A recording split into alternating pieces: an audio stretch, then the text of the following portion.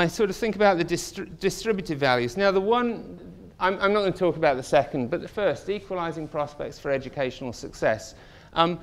That's not exactly the same as fair equality of opportunity. In our world, in our environment, it is very closely related to equality of opportunity. It doesn't need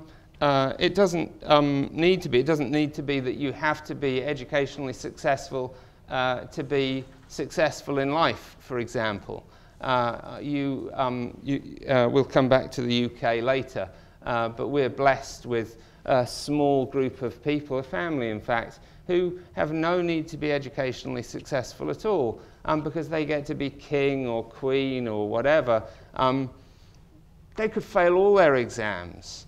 Indeed, I think Prince Charles came pretty close to most of them, and he still gets to be king, which is very nice.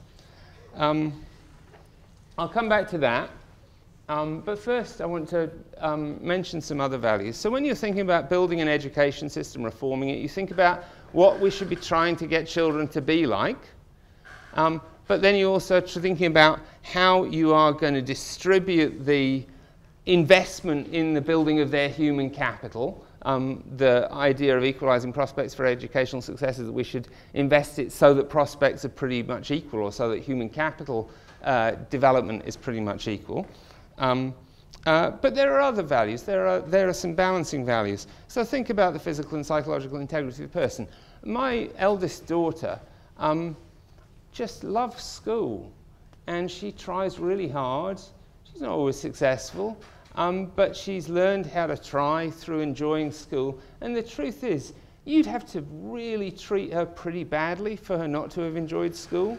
She's just that kind of kid. If they beat her every day, you know, she'd probably complain a little bit.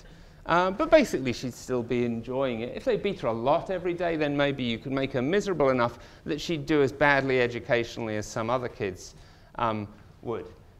We don't beat her, partly because we want her to enjoy the time there, but also because we care about the physical and psychological integrity of the person, and we care about that. We're willing to give up some equal opportunity for the sake of not beating up my kid, for example.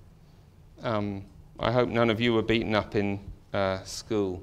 It is a miserable experience. The one that I want to talk about most, though, is successful family life, because that's these balancing values. I call them balancing values exactly because we often are involved